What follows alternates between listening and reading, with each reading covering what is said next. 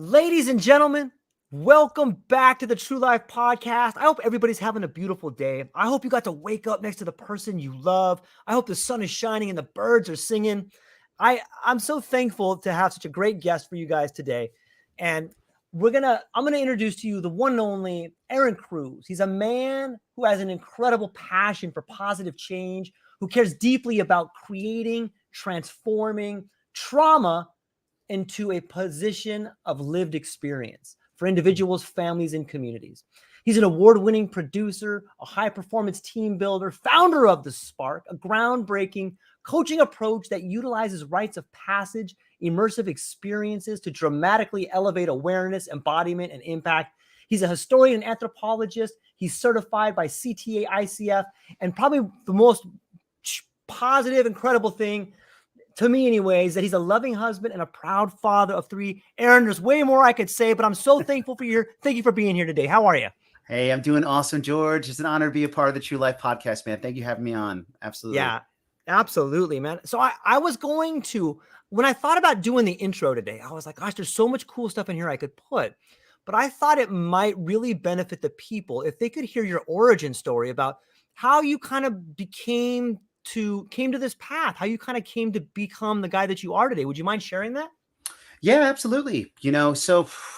Goodness, I'll probably go back to college in this one then. So Okay. I was studying anthropology all throughout college, my college experience. I grew up in New Jersey, a rather urban, fast-paced lifestyle. I had a lot of cool upbringing there with my family and friends. One thing is that I did get exposed to compounds of various forms very early on. It's part of the rave culture, part of the festival music culture. So all those things were kind of very influential for me. But when I started going to school and I graduated Western University, and I then started in my my graduate program. It was in anthropology at the time, and I was looking at South American, Central American, Mexican American, Mexican ancient tradition, looking at these cultures there, civilizations that were utilizing plant medicine compounds, ceremony, sacred ritual. And they were able to form these long-term, like highly symbiotic relationships with the environment around them, cultivating different tribal lineages that were all infused into an epicenter that had advanced astronomy, advanced philosophical underpinnings, archaeology that just blew the mind. And right at the center, Teonoctl, flesh of the gods, sitting around. And so I was observing it from more of an ivory tower academic perspective and like, oh, that's very curious, and then also looking at the conquistadors, the missionaries that were coming in, and they persecuted different aspects of their traditions, mostly religious and spiritual traditions. But public enemy number one, Teonoctl, flesh of the gods. We do not like plants. We do not like the eating or imbuing or imbibing with plants that were inspiring visions or transcendent awareness of any form or communion with deity or anything like that.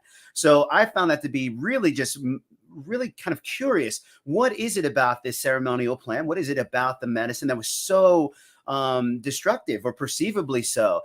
So I ended up actually at a music festival, I'd say back in 2008.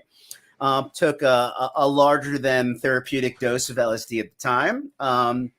And it really immediately erupted into this state of more of a unified awareness perspective. The Ehren that had to be the intellectual and the funny one and the one that danced a certain way and all these different things, it just started really melting away. It started really dissipating from my existence. And all around me, no matter if I was looking at a girl in a ballerina tutu or a big old strong guy with a guinea tea or whatever it was, everybody, I saw the same soul signature. They want to be cared for, appreciated. They want to be celebrated. They want to be a part of community, but they fundamentally not sure how to go about that. They felt awkward in themselves. They felt very, very sensitive and self-conscious. They weren't sure of what their purpose or who they were claiming to be. And they saw it in my eyes that I saw something there. And, like, oh. And I just kept getting these faces over and over, like, whoa, wow, you're looking at me in an interesting way. But that became an unfolding. I had a transpersonal experience, mythical origins, powerful revelations of natural world breathing, the force around me, feeling myself as a child of the universe, a him. I didn't even remember my name at a certain point for a good 2 to 3 hours. Just, he that is on the hill with the music, and so it was profound. It was the most transformative experience I'd say of my life at the time, like up to this day. And part of it, I recognize, I felt utterly isolated in academia where I didn't have a voice of expression. I handed in my master's thesis and I had 200 citations. And my mentor at the time was like, "You're using too much of your own opinions here, Ehren. You have your own, too many of your own thoughts." I'm like, "My own thoughts? This How is dare 100 you? pages regurgitating everyone else's thoughts, you know." But you know that, so I felt repressed there, and you know, all these different aspects of my life were just like, these aren't lining up. But so there was a big falling out, a big transition there. But also the same token, it was quite terrifying having that type of Gnostic, revelatory, expanded awareness, having nobody that I know that ever had this phenomenon before, you know, outside of biblical texts and reading on Kundalini awakening. There's certain things that are so esoteric that, yeah, I falling out. I had some narcissism after that. I had some, you know, isolation from others after that. I had a whole bunch of things fell out. And I realized that, like, hey, over time, there needs to be some real care, some real support. There has to be some real devotion to people that are having these spiritual emergency experiences, transforming themselves, but having no landing pad as to how to synthesize this into their life, you know, without just Molotov cocktails everywhere they go, you know. So that's kind of origin story of me, at least having my revelatory awakening through psychedelics. From there, you know, I became an event producer using radical creativity to create and foster experiences. I started using entheogenic sacramentally with ritual and Kabbalism and Hermeticism, and really distilling down a purpose, intention, sitting in there, learning and growing from the muse of the medicine. So it was a big, long trajectory from that path, but that lightning bolt still got a singe on me from that experience there. That's now a part of my purposes in life.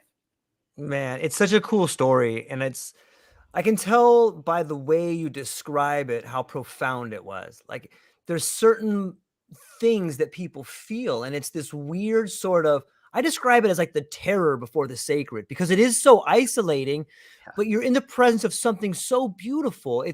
I know people use the word ineffable all the time, but there's something there that's just, it makes your skin get goosebumps, and you're like, oh, and you're so right, because it's very easy to slip into the holy man syndrome of like, I got to help these people. They don't get it.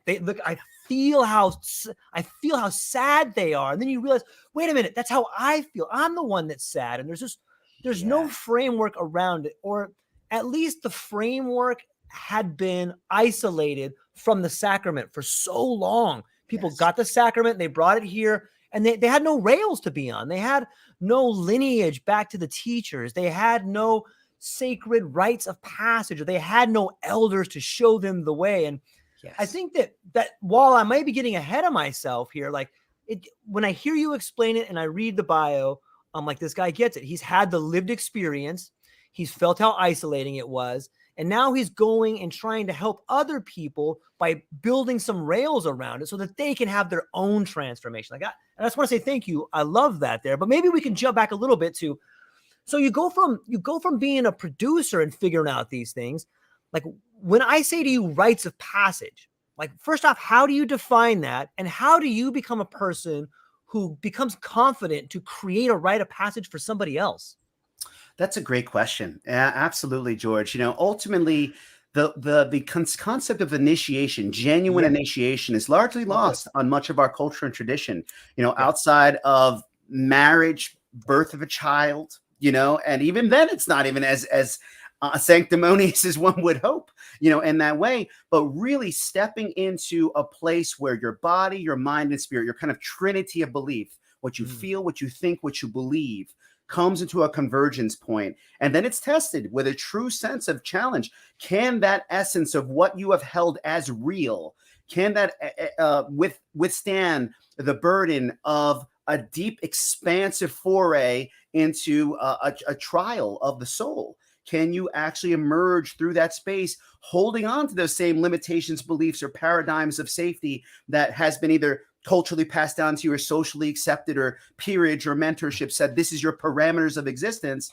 And then you're placed into a circumstance where, is that where they are? Is that who you are? Is that the genuine capacity and nature of your deepest being is within that bubble, within that construct? And that's something that's really within indigenous traditions, within ceremonial traditions, has been something that has been periodically challenged in a kind of a scaffolded way, with great intentionality, with great kind of consideration. Here's wisdom. Here's experiences from those who came before you. Here are those who have endured this test of self. Here are parameters of how they live. Here's what they emanate as beings now that they've experienced this experience. So you're even getting aspects of the signature of what those initiations are typically through your communion in the village or in the tribe or in the community dynamic.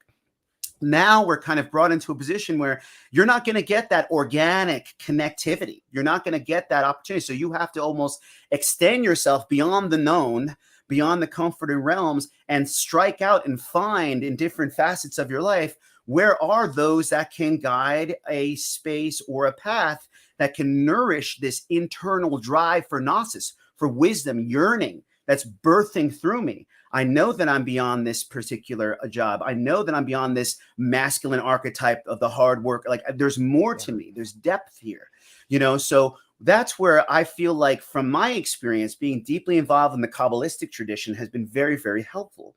Because if you look at the Etz Chaim, the tree of life, the 10 Sephiroth of the tree of life, it's a beautiful ancient system, some time of Abraham, but really, since the AD and then the time of 1400 AD is when it really started growing its true roots.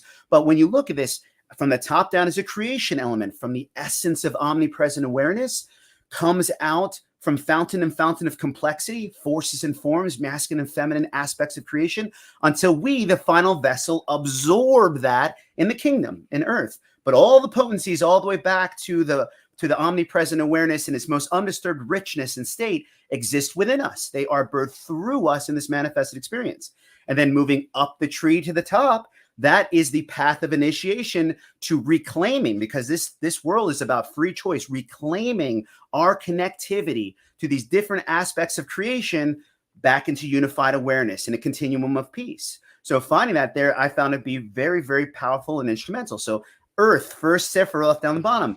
Are you a steward of this world? Are you a steward of your body? Are you connected to those other and respecting of their body? Do you nourish the vessel? Do you understand that you are a living vibration, and that which is within you can only hold the gnosis, the internal wisdom can only hold if the frequency of your body can genuinely maintain that awareness. And then you move up to the mind, the foundation, yesod. We are one step from the foundation. We're one step from a mind. Are you accountable for your thinking? Are you genuinely in alignment with what I think becomes reality? So persistent, thinking about licentious behavior, thinking about the neuroses and the addictions and all, that is actually calling that in. The universe doesn't understand negatives. It understands repetition and patterns. So if you're thinking of the same thing, no, all you're saying is yes, yes, yes, because that's what the view of the hologram that you're permusing on and continuously contemplating on is. So second rites of passage initiation on that path is honor your thoughts. They are as important as anything in your life. Thinking about things positively, constructively, creatively, open-endedly can then create openness and abundance in the universe to allow you to then manifest an expanded vision into reality. So these different things that I had learned deeply from that, and as an alchemist as well, which alchemy at the end of the day is your inner conditions. When you transmute your inner conditions to find peace, buoyancy, well-being, vibrancy, then you perceive a world that is of equal frequency to that reality. And if you internally you believe in the potentiality of different interdimensional beings, different connectivity to this world around us, the universe around us, expansive mystical ways, well, then it becomes accessible. It's the biology of belief. That's what we believe is what we are able to then perceive and interface with in our reality.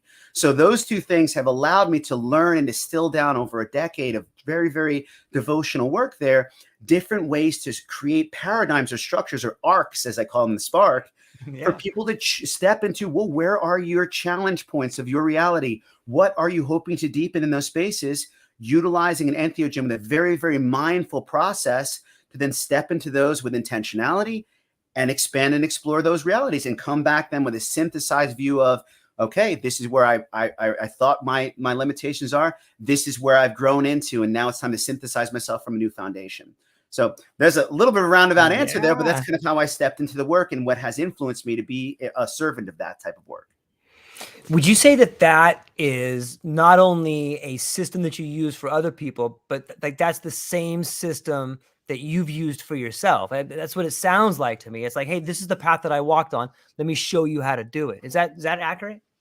Absolutely. Yeah. And the thing that's beautiful about it is like I don't necessarily have to go to people and say, Right. okay, time to learn Hebrew. Yeah, And totally. here's the first entry to the path. Like, it's way more homogenous. Like it's more about I understand what frequency of lesson you're hoping to commune with. Are you looking for compassionate awareness in your life and having that container for others and starting to lay down that judgment and open up to a sense of acceptance of others on their journey of earnest trying and recalibrating that. Okay, then I understand where that is in my inner framework.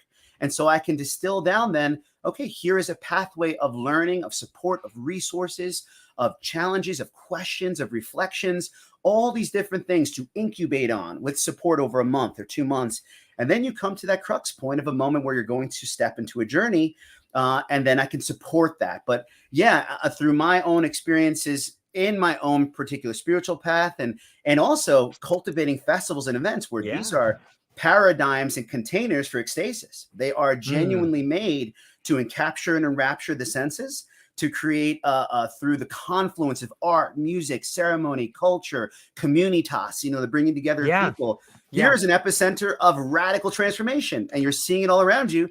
And we know festivals have plenty of entheogens, it's just part of the fabric of that Yeah. culture, that of the nature. So that's something as well that like I through over time is creating ecosystems and conditions that help to cultivate this rising sense of growth and rising sense of emergence into one's own initiation. It's so beautifully put. And I love beginning to touch on this idea of festivals. When I think of a festival, I think of time. And there's one of my favorite authors is Mircea Eliade, and he wrote beautifully about theology and in my opinion, like the psychedelic environment. And one part that I always go to, and what touched upon me with your idea of festivals is there's different ways we can experience time. And like a festival is like sacred time. If I think about a time where my dad got married, his dad got married. So when I get married, it's almost like we shared that same time. And when you go to a festival, it's like that time kind of stops. If you just think about time in a different way, you are experiencing sacred time with somebody else when you're in a ceremony, because that ceremony has been going on for generations. And now it's your turn to take part in that time.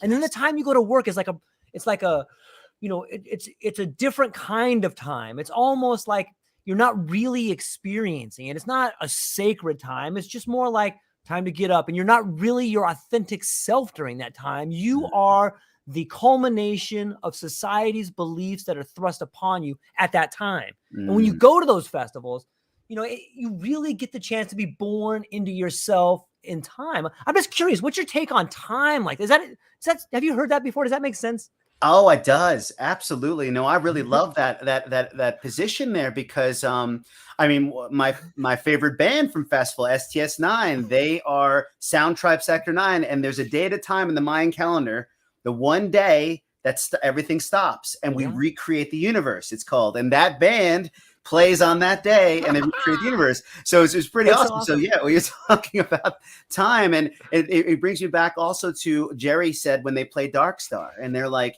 hey, Dark Star is always playing. We just tune into it at the sacred time when we're on the stage and we listen for the Dark Star and we translate it to you again and again and again and again. But we're not creating the Dark Star. The Dark Star is, and we decide to step into it together. So that's that element. That's how I always perceive the festivals. This is a training ground. This is an opportunity to step out of the contemporary arc of your life to move into a place where people are deeply intentional about discovering their own radical creative self. They want to learn, they want to dress and how they truly feel, the muse that moves them. They want to listen to that which moves, makes their body move and their eyes tear. They want to learn from elders and yoga teachers and people that are there that can exchange their gifts of what they have to offer. They want to eat some foods and sit with their friends and contemplate life. But it's in its own removed, times system that's there. You nourish, you discover, you explore, and then you go back in. Yeah, now not all festivals are created equal in that intentionality. I must say, Coachella versus your Envision in Costa Rica or something. No, very, very different gatherings. But at the same time, if you go back to time immemorial, the festivals was the time of the great gathering, of the great exchange, where all different leaders, all different spiritual teachers, all different musicians, artists would come together and say, hey, this is what we have up to now. Here is our offering of what we've learned now. What's next? Can we decide on that? Can we choose what that is? So people always just talk about festivals and escapism. I'm like, no, train, learn, grow, soak it in. Then when you reinsert back into contemporary movement of society, you have a certain glow, you have a certain perspective, you have more lenses, more facets of the diamond to work from in your own sense of self. And people feel that. They start drawing into the what you're cultivating inside of, like, you seem lighter, brighter, excited. Tell me about that. Tell me, where's that? And then they start thinking, where's that crack in my life? Where's that place that I can go to, my refuge, my sanctuary, my place of distillation of time where I can reinvent or reinvigorate and step back in. Absolutely. It's beautiful said. What is that thing that people feel like when you're around someone that's full of spirit, whether it's at a festival or sometimes you sit down to a conversation, you're like, wow, I feel this thing, like, and it's almost alien a little bit, because maybe it's because we haven't felt it in a long time. Maybe we never cultivated it ourselves, or maybe it is alien. I don't know. But how do you explain that feeling? You touched upon it in that last that conversation, that point that you had, but how do you explain that feeling? What is that thing that we share between us? Well, it's interesting. So the idea of communitas, that word is a Greek word, and it is the essence of spirit that's connected when people come together in honesty and an honest exchange. So like when you are together with somebody, so first, you have a witnessing, you have a witnessing of another. They're perceiving, something that you're hoping to orate, generate, offer. And that creates a potency because there's a witness, an exchange, a connectivity there. And then you're kind of co-painting a creative potential there. Now, there's something else, though, that I think you're speaking toward. And that is, that is where someone is holding a frequency of presence and a frequency of surrender into their life experience, where they can genuinely be in trust of letting you feel their full self. And that's something that really happens sometimes powerfully over the 2 or 3 days of a festival, where someone softens and sees so much and smiles and laughs so much. You're just like, I don't got any mask here. Like I am just touched, I am just where I'm at, and I'm ready to connect with you. And here we go. And for those that cultivate this in lifestyle, I'm a devotee in lifestyle. Like to cultivate this space of deep surrender, deep trust, deep faith, and the ability to navigate from an intuitive resonance field in life. I have a task list like everybody else, and I have things that I'm accomplishing. But when I show up for the thing, all the expectations really go out the window. Like we are in a place of present creativity, where I'm really kind of in love with the moment of the space. And so I'm giving myself to offer in devotion to this moment, what it can be. And when you feel that with another person, they're not like, oh, I got a 10 o'clock and, this is interesting, but I kind of want to check my phone because this is not as, like there's a kind of things like that going on. Then that frequency of presence shifts a lot. But when you can sit with somebody in their heart, that's something that really calls them home.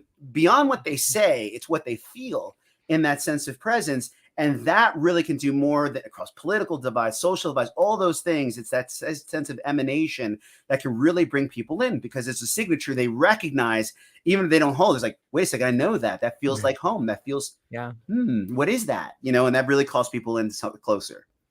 Mm-hmm. It's interesting that you put it that way. When I think of surrender and I think of spirit, I often think of the word sacrifice that kind of follows that. And it seems to me that this word sacrifice seems to be all over the ideas of spirituality or sometimes festivals, but rites of passage. It's almost like, and it's so broad because sometimes you're sacrificing a part of yourself. Sometimes people that are healing their trauma are trying to work past things that they have sacrificed. Sometimes we look at the people that we lost as a sacrifice. What do you think is the relationship between sacrifice and spirituality? I know it's kind of a broad question, but you can take it any angle you like. Yeah, that's a great question. So I think surrender means two different things in the East and West is kind of where I think I want to start that. It's like in the West, when you consider surrender, you're considering almost the relinquishing of power, like lay down your arms. You're now under the subjugation or control of an other, whatever that be, like, surrender, give it up.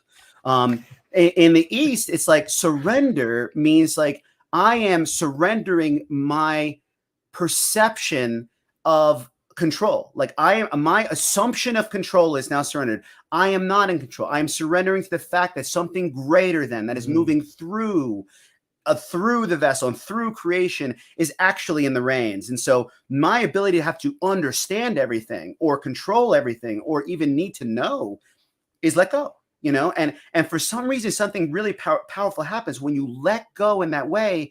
Then you start to understand more than the mind can actually necessarily encapsulate or maybe equally partition off and say, this is my working knowledge of, but there's a sense of knowingness or understanding that brings a peace because you let go of a reins of something that never had reins of to begin with. Now, that can be perceived as a sacrifice. I am sacrificing my control over these things, or am I sacrificing my ability to have surety over that this relationship works like this, and this person is going to be there for me like this, and this is how my house has to be run to be right. And you're like, and if you let go of that, you open your hands all and say, I am now surrendering and honoring that this can all change. We are rivers. We're in flow with life. We are in continuous transformation. By thinking that anything is held that is uniquely ours, that usually blows up in one way or another. So the sacrifice is almost an assumption of something you never had to begin with. That's so true. You're sacrificing something that wasn't even yours to even sacrifice most of the time, or you're considering that to begin with. So it's really tricky how that navigates. Now, I can say that what you can be devotional discipline with is then you start to juxtapose, well, am I sacrificing the double fudge sundae because I have a freedom to eat the double fudge sundae? Am I sacrificing 6 hours of my favorite sitcom because I can do what I want, and I can have that environment thing. But then you look at, well, is freedom doing everything you want, or is freedom actually honoring the gift and exploring through it, exploring through the gift, exploring through what you hold, exploring through what you came here to accomplish, so it's a really interesting thing because, some places, I do sometimes sacrifice some of the things that I would like. I would say I put it maybe in that mindset, but then I realize it's like, well, actually, though, when I engage with the thing, because mine always tries to tell you, all you want to do is be comfortable. You just want to be comfortable, Ehren, just chill. Like, of course. But then once you start chill, like, I don't want to chill. I never really just want to chill. What are you talking about, mind? What are you talking about? Let's get back to it, So it's so funny, though. But ultimately, at the end of the day, I think that there is value to looking at things and saying what is in deepest alignment genuinely and moving those directions. Because a lot of times people come into psychedelic journeys for healing. They're like, I want to get rid of these patterns and habits and ways of being that I want to let go of. I want to almost sacrifice them up, put them back into the earth, for fertilizer, create the space, and then reconnect with more things there. And so it depends how you use that terminology. But I would say, keeping the mindset that we are not necessarily always in control or holding on to things to let them go. We can choose what aligns, what resonates. We can look at the view of what our path would be with one way or another. But I think more of it is accepting more as opposed to losing more, accepting that you're more. Flip that, invert that. Actually, can you expand to the greatness you are? Can you spread those wings to the awesomeness you can create and keep widening that? We don't need to get rid of too much all the time, but we need to accept more, I think, in our lives. That's really well said. I love the fact that you started off by defining the terms from two different angles. It seems that happens a lot. We lose a lot in translation, especially when we're coming together from different cultures or different continents. Words like discipline, sacrifice, surrender. It's very easy for two people to go down two different paths right when they first meet and they start using this shared terminology with different meanings like that. Yeah. And, when I think about that, when we stay on the topic of language for a moment, and I tie in the idea of festivals, one of the most poetic and romantic things I always think about is the Eleusinian mysteries. I love to read about that and how, emperors would go with slaves and everybody had the right to go to this festival. And in my mind, I've created this idea of an amphitheater where you're sitting around with people and you've taken some sort of, heightening awareness, heightening substance. And you're watching Persephone and Demeter and this child dies. And even though there's no words exchanged, I can look over at you, a stranger that I don't know, and I have goosebumps and you have goosebumps. And we see the same thing, man, for the first time in our lives. We're seeing it together. And that bonds us in a way that no words can. And I'm wondering, is it seems to me like I think that that's what you're doing. And that's why I'm so stoked to get to see and talk to you, is because I've read about what you're doing and I automatically equated it with my vision of what's happening there. So maybe we could talk a little bit about what you're doing in ceremonies. But before we get there, maybe you could address the idea of the felt presence of the other and observing something together. Does that kind of make sense? Oh yeah, absolutely. Yeah, I love that you brought up the Eleusinian Mysteries. Yeah, me That is too. the penultimate ceremonial container of rites of passage for an entire civilization for Yeah. 2,000 years. Yeah. Absolutely. And so, and in that way too, two things. It looks at the power of intentional craft around a container, how profound that can be. As Socrates had shared, I believe, it's like it wasn't philosophy or the theology or democracy or warfare, Perez. It was the Eleusinian Mysteries, which is the heart of the Athenian Greece. Like, you make a festival so good that they say that, like, that's the power of what these containers hold. Absolutely. And you then think about, you're going into an initiatory theater. You're going in there with all walks of life, and they have the secret of immortality. And it's held so tight-lipped that, the penalty is death outside of this theater, like literally to share what is revealed. So they go in, they imbibe on the kukion, they have this profound vision, elevated experience of the ceremonial theater of acting out creation. And as you're saying there is something to be said, and great shows, contemporary great shows, artists do this as well, is they create an archetypal experience that is so composite of all these motifs of death and rebirth, of revelation of the divine relationship, of the inward growth or gnosis of the self, of the phoenix death, like all these things are brought to the fore so pronouncedly that everybody there starts to almost attune to the muse that's being presented, this voice, this logos that is there. And in their own world, they're going through a scenario of how they culturally or how they can interpret that message in them. And they might be doing it in their mind with friends and loved ones, or they may be doing it, if there's a mystic mind out there, with angels and demons, or with mythological beings or deities or fae, or depending on what your orientation is, you're reenacting the logos or the muse presented in your own way. So that it leaves room for everybody to be simultaneously initiated in their own experience with a frequency that is similar. Now, everybody has the same exact vision, but they have a sense of what that narrative is. It's drawing them inward. They're considering things. There's lamentation in the music. Oh, it's bringing them to a place of heartfelt crisis and nostalgia. Then it rises up into a bittersweet, and they remember their dear friends and allies along the way. And then it triumphantly peaks, and they're like, I am an avatar, and I am reborn. I'm ready to be here, and so you could hear that in the muse of the entire experience. And so that way of creating that, I think, is profound. It's as old as time. It's our way to, how do we explain these cycles of civilization and withstand the dusty pages that are blown away. We create this ceremonial theater, and we create these situations. And that's what I was always doing as a festival producer, is like, how can I bring in these different traditions,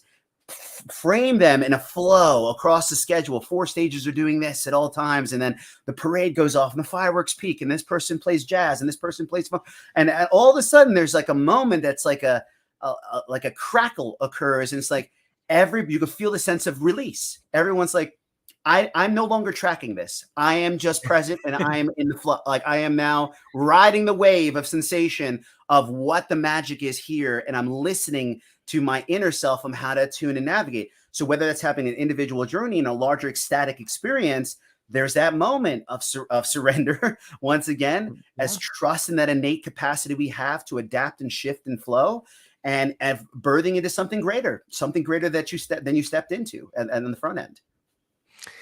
I think one thing that is amazing that you have probably experienced that most people haven't, and I'm sure everybody has their own unique experiences, but I want to just throw this out at you. You get to experience it on a level that's almost third person, because you're a person that's facilitating it, you're participating in it, and you're also watching it. Like, what is that like? Yeah, yeah. I mean, that's what I think makes the most powerful. So I could even shift this a little bit into a ceremonial cultivation of Yeah. curation, because I think that's where it really becomes even more pronounced. You know, Yeah. from the festival perspective, that's so true. I mean, I have been touched deeply by festivals to a Yeah. place where, and I've taken aspects of like, that's amazing. Let's bring that, and then cultivate it into my version of this alchemical stew that is this iteration of a Right. festival. And as I'm exploring there and I'm thinking about, wow, people are moving through this experience. Where are they going to go next? What can happen? How can I position things to Right. enliven and enrich and bring this to a fore? Right. Now, that really, I think, happens experientially in the ceremonial container into an entirely other dynamic, because there's still, even in a festival environment, there's a lot of outliers, a lot of erroneous things that can happen. That's why it's a little Wild West. It's not Right. for everybody. I don't go across saying that everybody should do psychedelics into a festival. It is an intense environment. It's a frontier. You have to take a lot of discretion over self, safety around the people that you're with, honoring of the true needs of the body in extraneous environments. Like, there's a lot of things to consider when moving into that space to ensure that you are hale and whole to have that type of experience. But in a ceremonial framework of a container, this is something that, like, when I started moving into the microcosm of crafting these experiences, I really feel the potency of what you're talking about there. It's like, from my experiences of however many journeys I've had with many, many compounds, served by beautiful facilitators, and sometimes rogue and on my own and doing my own initiations, some of which that I felt were wise at the time and some were not, were actually kind of disruptive and fracturing, and had to pick myself up in pieces, and so did my Yeah. family for a little bit, like, so things like that have occurred. But when I'm now cultivating a deeply intentional ceremonial container, and I'm looking at the rhythm of someone's life that I'm working with together, and we're asking these deep questions about their own family, relationships, trauma, their belief structures, where they're hoping to expand, what they're wanting to let go of, who they see themselves as truly being. And I'm synthesizing this in my mind, and I'm looking at my ceremonial dynamic. I'm looking at my instruments, and I use a lot of sacred fragrances: olibanum, frankincense, cedar, myrrh. Cedar smell, that's like the fresh forest on a beautiful day. Frankincense, it's like the sun shining on a beautiful morning. Like, thinking about what are the conditions with medicine bowl and rattle and drum and rain stick and all these things that I can create for an ecosystem to meet them in their odyssey of their internal journey as an ally, create texture, create an artistry in this experience that really activates their inner muse, that gets their deep, innocent curiosity alive. And that sense of things have to be a certain way to let go, to fade a little bit. And then create an architecture through a very carefully curated soundtrack of music and empowering language. And this thing, when you're very, very open and susceptible, very, very considerate of when you say things and why and how to someone that's in a particular state. So understanding where there's empowering language or an alliance language that's set in, and different things in that condition that help to nurture a greater potential for that breakthrough, for that opportunity to have that revelation experience. So that's where I've really come to understand the power of the container. Now, I definitely honor the therapeutic approach in which there is a clinical setting and there's safety there and there's a protocol. I mean, I think ethically, it's a very, very well done orchestrated MAPS protocol. Others that are coming online with really solid protocols, I really appreciate that. The one component I think that there is missing from that, and it's not by fault of anyone else, because it's a difficult skill to cultivate at the end of the day, is the artistry of a genuine ceremonial facilitator that is listening to the language of the song being sung in a journey, and is understanding, how do I then create different conditions with infusing my own craft and my own deep sense of knowing of where they are. I could feel somebody, they're like, oh, they're in the perinatal rebirth right now, I can, and here we go. How do I welcome them in with solidarity and truth and trust and safety? What do I need to do that? Like, these different things, I think, are some things that are really powerful and vibrant in the ceremonial container that is unique to that particular container, that really can help work people through the deeper transpersonal rites of passage states into a framework of embodiment that can be really quite profound. So that's the space that I found to be a condition that I'm really juiced in right now, where I'm working toward. That's fascinating to think about. Like, how do you, a lot of the times lived experience is in fact the best teacher. And I'm wondering, like, that's such a powerful position to be in. And it requires a lot of responsibility to be that person, because there's a lot of temptation there. There's a lot of intoxication there. Yeah. Just being that in that presence, like, it's a lot of responsibility. How have you learned to deal with that? Yeah, that's a great question. In fact, that's one of the things that I think is the most challenging and precarious nature of that ceremonial dynamic. You have someone there that is incredibly vulnerable in an incredibly intimate position. They're raw, they're open, sometimes disoriented, in different ways, and as they're trying to navigate through what their belief is and where they are. And you then have such a sacred, I think, space of, can you respect the depth of what that is? Now, I think from my perspective, that's what makes the experiential psychedelic experience absolute essential. For people that think that they can hold this space and they have not gone through their own deep work, I don't even know what to tell you. Like, I don't even know how to begin that conversation, because you can't be on going through somewhere and be like, oh, I think they're on perinatal matrix 3. I think I've read this in page 86 of Way of Psychonaut. Hold on a second here. I gotta see what I'm gonna do.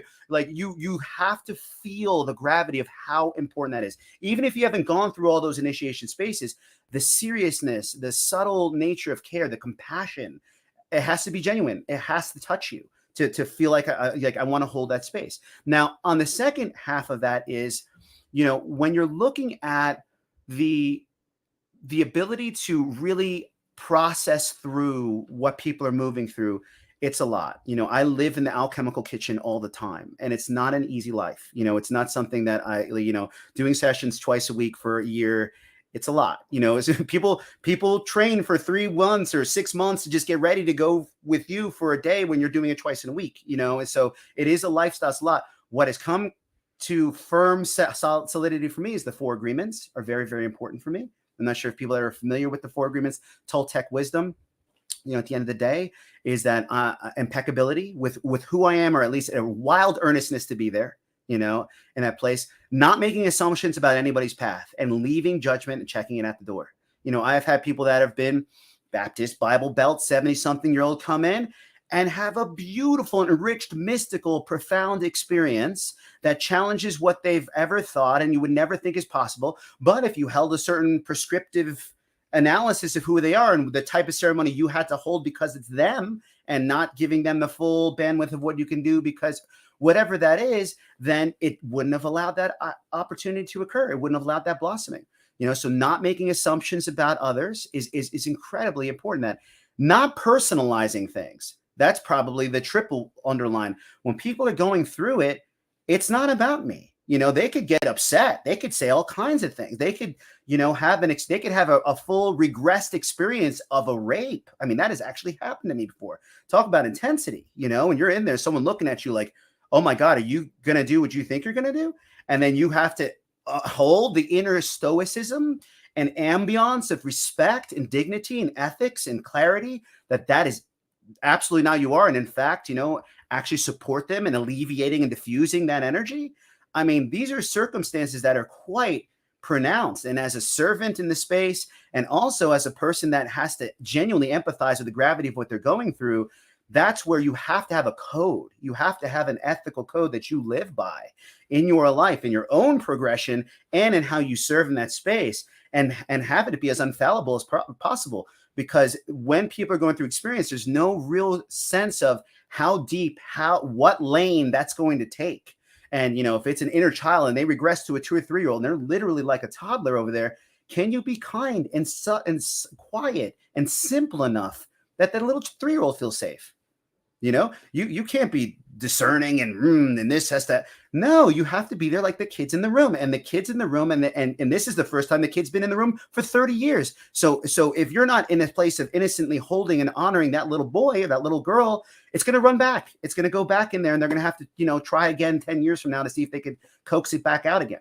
So these things are so powerful and so sensitive. So that ethical code and living by those agreements for me has allowed me to live in that condition where I could feel safe and solid and confident to hold that space. Yeah, those are some really valid points that, a lot of people get to see transformation from the outside, or sometimes they get to have their own transformational experience.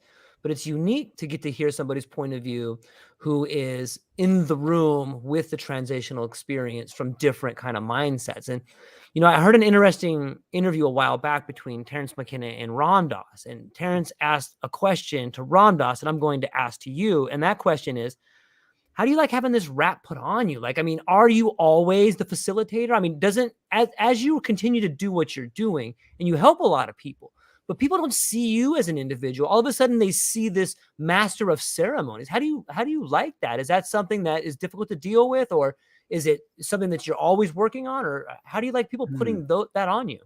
Wow. Yeah, that's a great question. Like, I think for me, a couple things here that I think is important. One is that I do perceive, after being in so much ceremony, and that life is a genuine ceremony. Like, for me, there's not really a stop and start to the continuum of what that is for me. Trying my best to acknowledge that we are always in a sacred space. We are always exchanging energy, ideas, insights, emotion. We're always learning and growing. We're actually, in fact, that is the only constant, that there is. And you could either perceive that as being a happening, that's just a happening without, purpose or intent or fuel in the fire of what that is. Or you can embrace that as that this is an important exchange. This is a sacred exchange, and we're here for a reason. And I'm not quite sure why you've intersected with me today, but if I can make this 2 or 3 minutes valuable, by being honest and being present, then that's what I'm going to do. And that's what I think. So that perspective of me, I feel very much, and I guess in the Ram Dass sense, is the devotion to that aspect of my life, I feel like is infused to something I can't turn on and off. It's just something that I have a deep love for, a consideration for. And when I move into a formalized aspect of the ceremony, it's a step of like breathing, it's another step of breathing fresh air, changing the certain kind of going into it. Now, one thing I can say on the larger scope of that is, though, that like I still have an amazing experiential time in my life, though.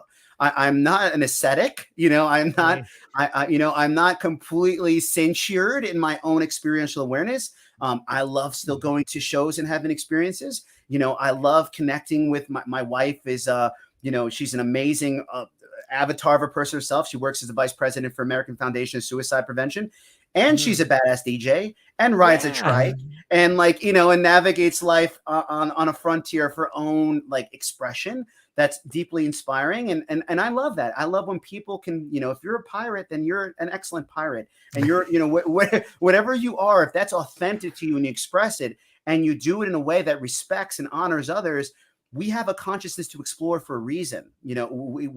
We're actually starting to acknowledge or reconnect with that side of ourselves, that there's inner navigators as much as outer navigators. And that's important for us to discover new ideas and new things. So I do live still a life that I consider a lot of fun and really beautiful and very, very joyous. And I'm still not going to break my code in that process, and I think that's what, even where it's more important. If I'm in the middle of a rapturous environment, ecstatic environment, people trying to bend things, I'm like, I'm super good, man. Thank you and much love. That actually is doing more work right there. Like, wow, like in this moment where it's easy and no one would care and you could do what you want, you still choose to do this. And that creates a condition that reaffirms the value in there, So I think that for me, like the rap is I'm Ehren in all the ways I can. But I can't, I'm not turning it off anymore. I'm just, I'm going to live it, and how that is. Mm-hmm. That's a good answer. I like that. As I've been very fortunate too, Ehren, in my life. I've been getting to speak to so many cool people, and it's given me this sort of, standing on the foothill in the mountain of dreams, just getting to participate in some and listen to other people. And it just seemed like there's this new sort of spiritual awakening. And on some level, it's so beautiful and so profound and has so much opportunity. But then when I turn my head a little bit and I look over to this next valley, there's some naysayers that are like, oh man, this is very dangerous. Like, we got here, this is where we got in the 60s. And then we had Jim Jones and Charles Manson and stuff like that. What do you say to the people that are saying, look, this is dangerous and there will be another Manson coming up? And there are these naysayers. What would you tell people that are in that camp? That's a really great conversation here. I talked about Michael Garfield on Future Fossils podcast as well. He's he's kind of really wanting to explore this frontier. Is like, what happens if there's radical taking the muzzle off of consciousness exploration, like collectively, like what happens there? It's like, oof, that is a heavy lift. He's like, in many ways, I do feel that we'd have to go through a collective infancy where mistakes are made and consideration, things are had, the done that aren't necessarily aligned with the human culture of inherent kindness and equanimity that we all hope is there, and there being an adolescent phase. But I think in many ways, given the nature, I feel like inherently of the natural plant that has these aspects within it, an intelligence that is within it, that often draws us into looking at the dissonance or looking at that which is not settled or aligned or what that is, and trying to reconcile that. Whether it's the composting mushrooms coming through the body and looking for the detritus, because that's what mushrooms do.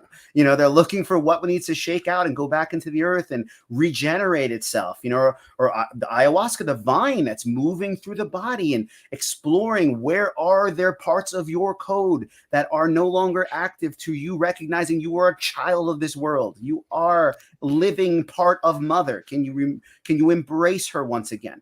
I think there's things inside of that draw us into those places. Now, are there those that are going to, because of their own arc of choices and karmic cycle, make poor decisions?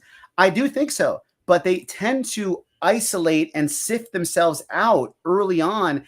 And in some ways too, I can share, even from my past experience, those are often pathways or lessons toward greater healing. Inevitably, it might be a messier path and things go atrocities, but I'm also not here to say, what exactly is the right thing for even everyone to do in their own path of healing.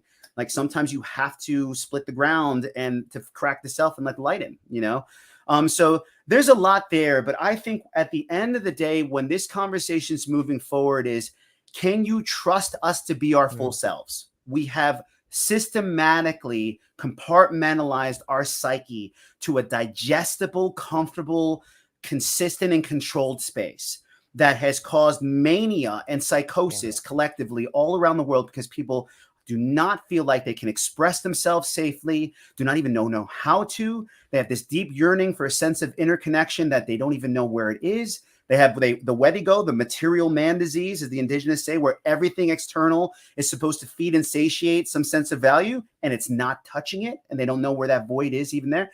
So where that needs to go is inside, dig deeper, learn more, expand, grow inside there. Not everyone's going to make it, not everyone's going to find their centerpiece in that, but I feel a hell of a lot more people will, and a lot more with that radical creativity that will come from that, will be able to create systems way outside of the box and containers for working together proactively with people to support these revelations. Because right now our entire mental health system is reactive. So that's another thing too, moving into the proactive and anticipating that renaissance would be a lot more of a vibrant, I think, mindset than just seeing what might happen and reacting to it. Yeah, it seems that idea of reaction is a flawed bug in the system that has been keeping us from being proactive, which brings me to this idea of, when you look at this sort of psychedelic renaissance that's moving forward, sometimes I see it as a high tide. Like sometimes the people who do mushrooms, like myself included, sometimes it comes in waves, and I think about these waves of energy, and I kind of sometimes I see what's happening now is like the second wave from the 60s, and it's getting higher. But other times I think to myself, wait a minute, maybe this is a tsunami coming in and just clearing everything out. Do you have do you think it's more of a tsunami, or is it more of a high tide? That's a I love your analogies. These are great, man. Thank you. Awesome, George.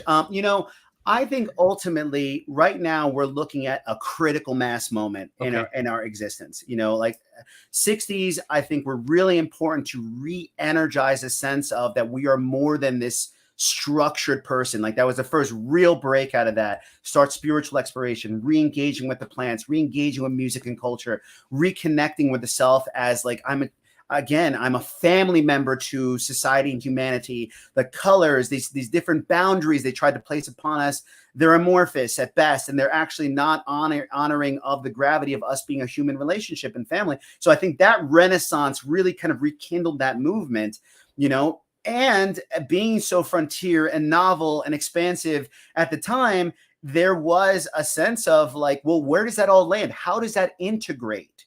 And I think that was the integration consideration now is at an entirely other pronounced level, I think, than it was then. Before then, it was just turning on and tuning in and exploring and expanding. But there wasn't ever the question about, well, what about when you start to regulate back to an equilibrium? Well, what do you do every day? You know, like, oh, you know, like, so it was so Renaissance-y in the kind of explosive dynamic that no one thought about that recalibration. Now, I think because of our lesson through there, it's a lot more, hey, this is a catalyst. It's not all about the fireworks. It's not all about, hey, I'm going to go in and just have this radical experience and keep radically experiencing like all things. Like, no, I'm going to go in and explore and expand and grow and learn and let go and all these important things. But it's really about then, how do I enter back in? How do I go back to my family, my career, my community, my profession? Like, how do I step back in there in a way that this experience informs impact? It allows me to now be more generative, more, you know, gracious and peaceful and all these things that I feel because of an experience, because I want to live well, not I just want to, you know, ride the purple lightning all the time.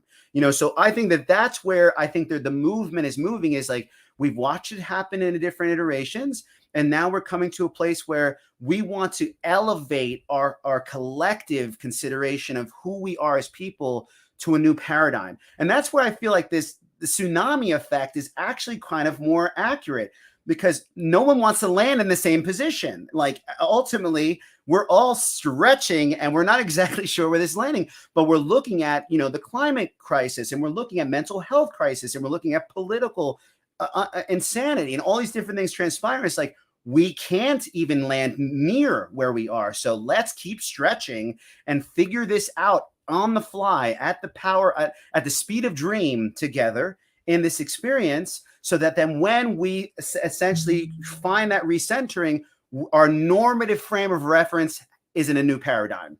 You know, and so I think that's the yearning, that's the deep call of everyone. Whether or not we're going to strive and make that happen, you know, there's, you know, I think there's a lot of momentum in that space. But I just know that at this point, I find it to be the counterpoint to a lot of the dystopia we're experiencing out there, is this renaissance in awareness that the psychedelics is helping to really engender, cultivate, and steward in many ways. Yeah, that's really well put. I heard the wave of the 60s told to me in a story, and I want to tell that story to you. Are you okay on time? Like, I know I'm bringing you an hour. Okay, good. Because I feel like I'm just scratching the surface of our conversation here. So I was told the story of the 60s in like this cool story, and it's a short story. I'll share it with you, and then I want to get your opinion to see if you think it mirrors what happened in the 60s. And I only know what I've read. I'm 48, so I wasn't alive, but it was told to me this way. Imagine a warmongering general in the Far East, and he is going from town to town conquering, and he's extremely brutal. And the only people that put up a fight to him and his army are the people of faith, are like the monks. And so he makes a point that every town he goes to just slaughter the monks in a way that is heinous. And by the time he makes his way 3/4 of the way through the country, he comes up on this small town where he sees the leaders of that town, and they welcome him and they say, "Oh, your mighty warlord, all of the monks have fled into the hills except for one." The warlord is furious. He said, "Where is this monk?" They're, "Oh, he's in the ashram right around the corner." So the warlord, boom, opens the doors, and there's a monk just standing there. And the warlord, just rage in his eyes, walks up to the monk and he says, "Don't you know who I am? I could have my sword run through your belly without blinking an eye." And the monk just says, "And don't you know who I am? I am the guy that could have your sword run through my belly without blinking an eye." And the moral of the story is that when the people came, when the powers came for the people in the 60s, they ran for the hills. And they were like, you could die during this game. And the amount of power, the amount of establishment power overpowered the people that were there to fight. And I'm Mm. wondering, is that something that could happen now? Like, I see the money flowing into psychedelics. I see the ideas of patents beginning to take shape, and I can see the almost the infighting a little bit in the psychedelic community. And I'm wondering if that's a possibility. Are we going to be the monk that stands there and says, "Don't you know who I am"? I'm hopeful that we will be. Man, epic story. Yeah, right? Is that a good one? Really good. Yeah. You know, I hope to think that we can. And the reason being is that like it matters so much now. Yeah. And the fact of the matter is that the crisis is so blaring and in the face that it's like, Yeah. you know, where do you need to look to see if we need to change? Like what part of any part of what we're doing here is actually working? You know, like, and you know, like if you, there's not any gravity toward any argument that the system is designed and working as it should be. You know, whether you're looking at icons, whether you're looking at athletes, whether you're looking at, you know, any component of this entire system is fractured, and it's causing so much distress. And so at this point, standing in the center is saying, no, we need to have radical change. We need to make sure that there are alternative means to live and that you have to know about them. You can't just run, and that's what the festivals and the dead and all these cultures are. It's like you have to run to the heels to find yourself. Like, Yeah. and you have to find yourself, you know, in non-optimal conditions, you know, one flip-flop still on and broken 3 days later because you didn't pack enough water, because you didn't consider things like all these things happen. And then you can maybe limp your way back to society, try to figure it out. It's like that doesn't work anymore all the time. We have to also sit in the belly of it all and say, these are alternative ways to do this. We're not just a bunch of, wild primal people that are trying to tell you to change the world.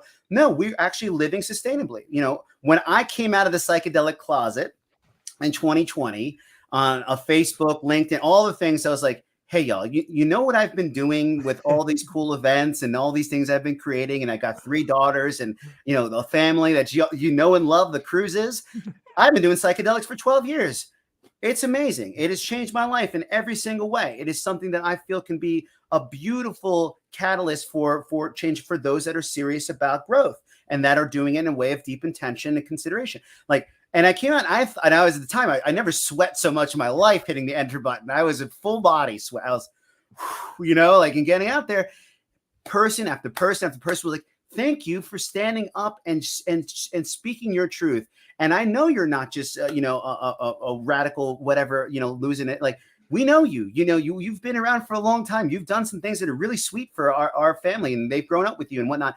And so that was super empowering to feel the energy of that, because I do feel that we're coming at a place where people want innovative avenues to explore. They want different ways to experience things. And they know that that SSRIs, the SNRIs, the talk therapy, all these different things are just not hitting the heart of the true of that true loss that's just being felt there. So I think at this point, because we have the research is so deeply well established and so, you know, consistently over and over again, deeply affirmed on the efficacy of psychedelics and PTSD and complex PTSD and anxiety and you know, all those different things that are coming forward.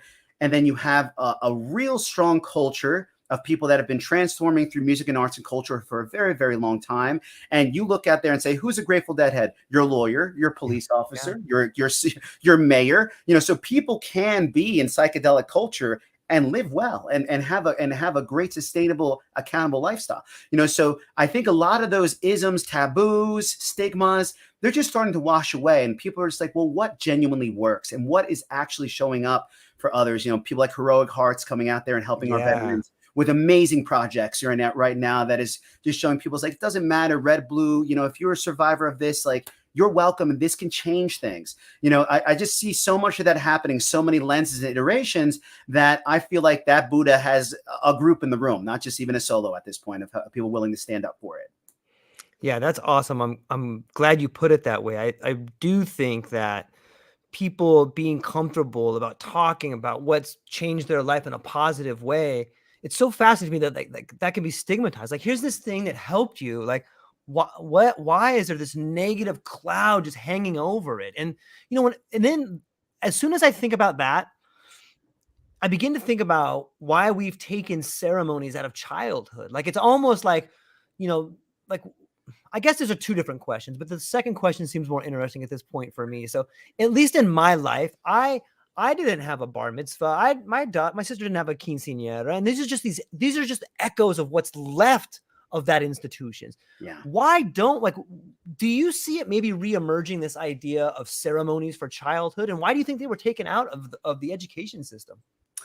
Well, I mean, I think it wasn't even like a strategic decision. Right. It's like when you get into a position where the emphasis around life gets really kind of compartmentalized into material value and status and these different things, it starts moving away from experiences. That marked experiences create these moments, these kind of passages, and then when you have them, you are celebrated and ushered into a new way. And I just think over time it was like, well, those experiences are fun, but they lost their sense of purpose, the why that people would do these things, because the culture and the emphasis on materials or whatever necessarily that driving industrial cultural complex is, just overemphasize any need for demarcation of all these considered minor aspects of growth throughout people's lives. And then the how to even do that started to lose. You go back 3 or 4 generations and, you have all these different cool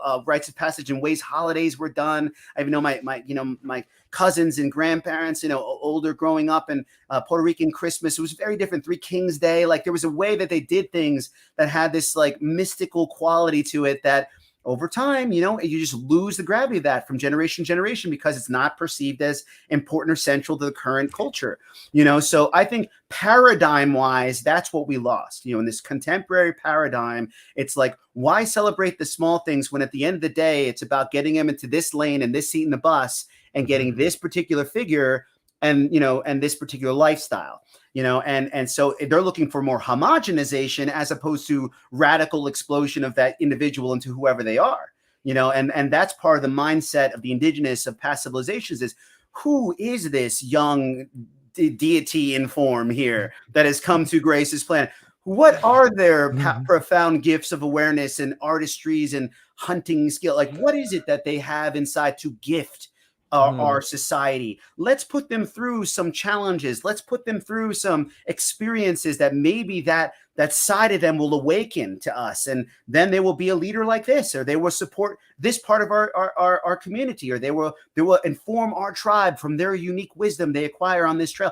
Like, so it was much more looking at an individual with this question of, how can I accelerate them into being the best them they can be? And now the paradigm is, how can I make them fit into the paradigm that might make the most money and do the most things, for us, or for the whatever that is, whatever the beast is, that whole situation is, So I think that's kind of where that shift has come. But I feel like that's where the yearning of people feel incomplete when they get to certain parts of life. We're like, this can't be it. This can't be it. There's much more to me and my expression, and here I am at the desk, and that's what happens. Yeah, that's really well said. When you start looking at the way we treat our kids like Pavlovian dogs with bells and whistles and cookie cutter jobs and obedient workers, and don't ask that question why. That's a dangerous question. Just do it. Just read this, okay? Read. Yes. Why don't you just learn from everybody else's experiences and don't have them yourself? Like, it's so sad to me. But on one level, it's sad. But on another level, this is where I begin to see the high tide idea coming back. Like, it's our opportunity to get to rediscover the how, and even reinvent the how some way. And in reinventing the how, we're able to put our own twist on it a little bit. And I think that's really exciting. That seems to be something that, if there was an Ehren Cruz middle school or an Ehren Cruz elementary school, that they would be teaching there. I love it, man. I love it. Yeah. I mean, I think that's exactly right. Reinventing the how, looking at innovation and radical creativity as your engine to growth. If you tell somebody, if you put them in these opportunities to be like, well, what skills do you actually love and have an affinity toward? Montessori does some of this to a degree, but Sure. it's even taking it to the next level. It's like, well, what do you have an affinity of? Ooh, what really, what do you feel like there's gravity for and you love? Ooh, let's surround you with opportunities to express that, and you then inform us how that feels and like different ways. I think that that's the kind of envisioning that I think is going to be necessary, but even in an adult sense, and that's half the clients are coming to me is like, look, I have passions, I have purpose. Nothing I'm doing in life has to do with any of that, but I can't figure out how to get from over here to over here, or at least making these roads come closer, because it's eating my existence away. I'm going in, I'm punching a clock. What I'm doing is not even, the job is not even ethical. There's nothing there that fulfills my purpose. And like, I've got these things that I like to do, that I'm awesome at, and everybody's telling me they're not valuable. Is that true? Like, is that reality? Because wow, that's sad, and I agree. And it's like, that's part of the thing is like, how can we have people trust in their own innate creative true sense coming forward, and make sure that they know that's valuable. Not only that's valuable, that's going to drive us forward. We need you. We need all of you to come out and show us new ways to do this life thing together collectively. And often it takes that radical break out of the contemporary norm. Psychedelics are good facilitators of that. Yeah, it's, a question I ask myself sometimes, and I think that gets me and a lot of people that try to make the transition from UPS driver to podcaster, or bank executive to facilitator, or lawyer to integration coach, is like, we're already programmed with this false idea of how do I monetize this? Like, and I think as soon as you start doing that, you begin to regress into the last world you came from. Like, I think that the only way to monetize something is to outgrow the idea of monetizing something. Right? Yes. Yeah. Yes. Oh my God. That is so well put. Absolutely. I mean, when I came in as a harm reduction coach, this didn't exist as a profession. Like several years ago, this wasn't even a thing. Like, even Tills talk people like, really? That's legal? It's like, yeah, actually, yeah. If I don't provide compound, people support their own compound. I could frame and create and craft every facet of that experience. And they have made the risk assessment to them that it's important enough for them that they're going to make a choice to acquire compound. Yes, I definitely test it and make sure that it's safe and everything they're working with, as part of the harm reduction protocol. But at the same time, that's how I'm able to be of service in this really direct fashion in this contemporary time, until things kind of shift and change. But like, that's really, if I thought in the beginning, is like, wait, this doesn't exist, or this isn't, I can't do this. Sorry guys, I'm packing up. Like, or and a lot of people do. And I understand that. But at the same time, it's like, hey, look, like, we have to trust that if you are learning and growing and synthesizing what you really want to do in an earnest way, and that doesn't mean like pitch all your other job and just dive right into it. Build those bridges, work that network, start solidifying your process, live your process. Anything I've ever done as a coach, I've done the entire program myself and pressure tested or offered it to those that I care about for very reduced rates. Be like, hey, I want to make sure there's integrity here. I want to make sure there's value and all these things. As you go through that whole process of distillation, the universe supports these things. I mean, it just does. It's like, hey, wait a second. Here's another cool opportunity. Here's a great podcast as a brother that just love what you shared. Like, these things happen, and none of it's by me like orchestrating and all, or even expecting that it's going to happen. It's because I'm earnest and I'm really devoted to my own cultivation process. And then the cups are matching the energy that I'm holding and increasing as I go. And that's part of that rhythm of intuitive guidance or servant leadership, as opposed to having the whole strategy and plan mapped. I love it. We're such on the same level. It almost brings us back to the idea of faith, and maybe that even is not it doesn't thoroughly hold the thing that I'm trying to explain. It's not a perfect container, but it's close. Yeah. Once you begin moving down the pathway, you do see doors open. And, I have it right here, actually. So this is a quote that I keep by me all the time. And I think it rings true to what we're talking about. And it says, in oneself lies the whole world. And if you know how to look and learn, then the door is there and the key is in your hand. Nobody on earth can give you either that key or the door to open except yourself. And that's from Krishnamurti. Like and the more you start, the more you embrace. Another great quote is from Alfred North Whitehead, who says that, it's God, I'm going to butcher it now that I'm trying to say it. It's like mysticism, clarification, action. And it's so true. Just those three things. Like, you have this mystical experience and then you integrate it. You have the clarification and then you can move towards it. And we do that unconsciously. But once you begin to do it consciously, then you can really begin to move down the path of passion that was meant for you. And the doors will open because you found the key. You may not know you have it in your hand, but all of a sudden you're just like, oh, what does this do? And boom, there's Ehren Cruz over there. Hey, here's Dr. Jessica Rothschild. Here's Dr. Rick Strassman. Like, dude, how did I open that door, man? I don't know, but it's there. If you just have the power to believe in yourself, and it's just one step at first, right? Just get up and try one thing. And don't come off the path, man. If you need to sit down for a minute, sit down. But get up and keep walking on that path, and I promise you, it'll pave its own way, man. It's so beautiful. And I love the way you put it, man. Thank you. Yeah. No, thank you, George. You just really nailed it right there too, man. That is so true. It's the earnest nature of honoring the gravity that's drawing you forward and just trusting that there's something important there. There's something to that fire. And, I always find faith for me is like, faith is that space where your soul feels a resonance that your mind can't understand, Wow, that's because good. now your soul it's a unified being. Yeah. So you could feel a unified force and frequency in the soul of there's something there. There's a gravity there. There's something holding that space. But the mind being inherently polarized, that's its CPU. That's where it works from. It can't absorb or understand anything that moves beyond a rationale of cause and effect. So it's not going to be able to shift into that, where that field of awareness is, where your soul holds, so that's where that kind of deeper question moves upward. But in that place for me, it's always in a position of, can I trust in that resonance? And then can I also then honor that there will be practical skills that need to be learned, and there will be things that need to be adhered to, and experiences and accountability and responsibility, all those things to go out the window. But there's just a deeper openness to, I'm also evolving into something novel, and I'm also transforming in continuity. And I'm coming at the universe and the world with paintbrushes in my hand, not hammers and nails, not right angles everywhere. No, I'm going to Bob Ross it, I got a little streak over here. Oh, let's smudge that back into a mountain. That's perfect. There we go. And trusting in the ability to adapt and shift and change and audible and all these different things. But if the movement, as you say, moves forward, and you're going through in a pace that honors your own fire and of intent, it does create conditions that are going to be beneficial in your favor and supportive in your favor. And at the end of the day, that's a path that takes great trust. And it also, where I feel like happens in a psychedelic experience, when you have that lived experience, which you talked about, it creates an imprint. That imprint is a signature in the self.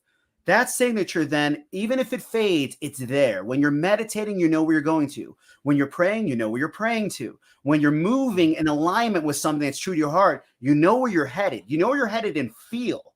You might not know what's going to be cultivated at the end of the day, what that's going to materialize into. And you're not even as concerned, to tell you the truth, because you're starting to live from a place of appreciating the process and learning how to live in alignment. Alignment feels really powerful and profound when you're actually where you want to be, and who you are is aligned with your truth. It's like, and so there's that trust that develops. But that's where I feel like it's helpful with the immersive experiences. Now you have a signature in the self. Now you understand where you're headed and a feel of what that is, a real visceral energy of what that is. So walk the path and trust that where it is. And if you're off and you're wonky, you'll know it too. You can't unknow what you know. Like, oof, that's dissonant. You can choose to learn those lessons or live in fear, because often they're fear-oriented lessons, or choose fear. But if you choose trust, then that's different. That's the other frequency. That's a great point to bring up fear. It almost seems that the majority of the lives, well, that's not really well said. It seems to me a big part of mental illness that people are dealing with today is a sort of symptom of fear. Like I was so fearful for so long about being my authentic self. I was so fearful for so long about standing up for myself, or not being able to provide, or all these things that especially a guy has. It's like, man, if I do that, how am I going to provide for my family? And it's this really internal struggle that so many of us go to. And if you don't deal with it, it manifests in depression, it manifests in anxiety. But if you just stand up against it, I think people will find fear is afraid of you, right? Yes. Right? Yeah.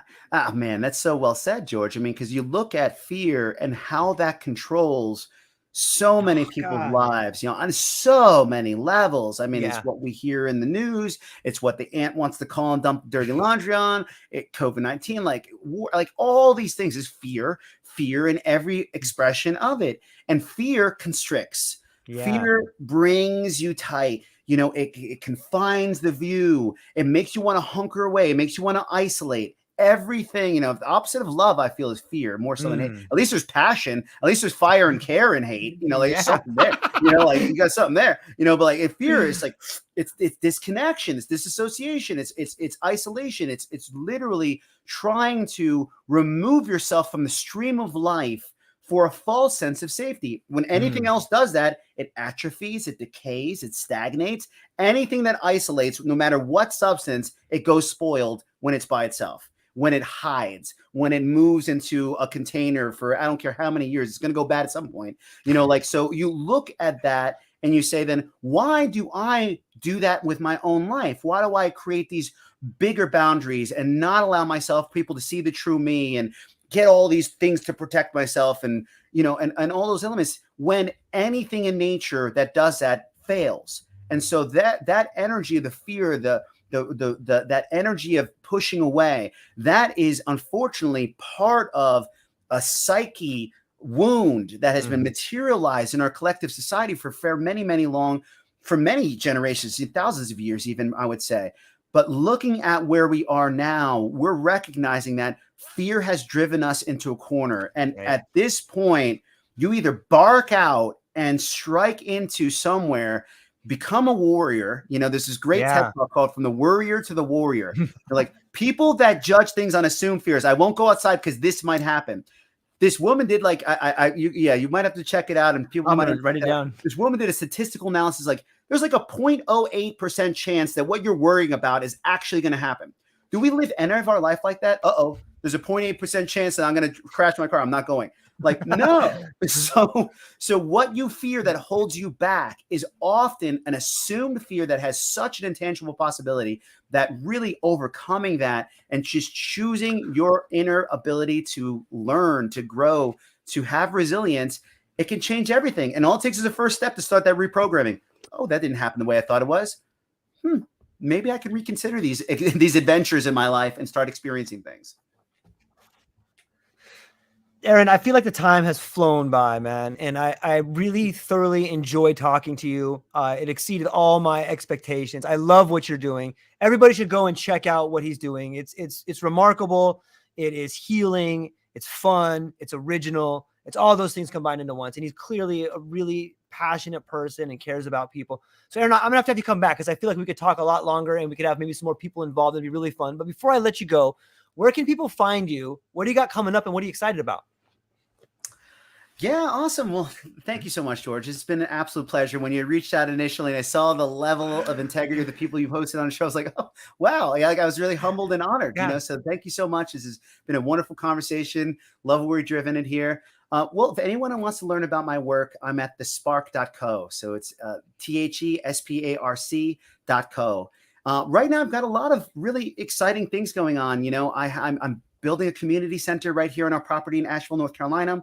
It'll be able to lodge 12 individuals or 12 families, with beautiful facilities, multiple, bathrooms, restrooms, all this, like everything there. Epicenter for ceremonial work, epicenter for getting together, exploring ideas, facilitation of different forms. We're on 11 acres, beautiful landscape out here. So really starting to engender a community culture out here right at the home front, which I love. is coming up here as well. I'm part of I just got on the board with the Pearl Psychedelic Institute. They're out here in Waynesville. They're one of only 3 facilities in the entire country that are currently doing MDMA, a psychedelic assisted psychotherapy.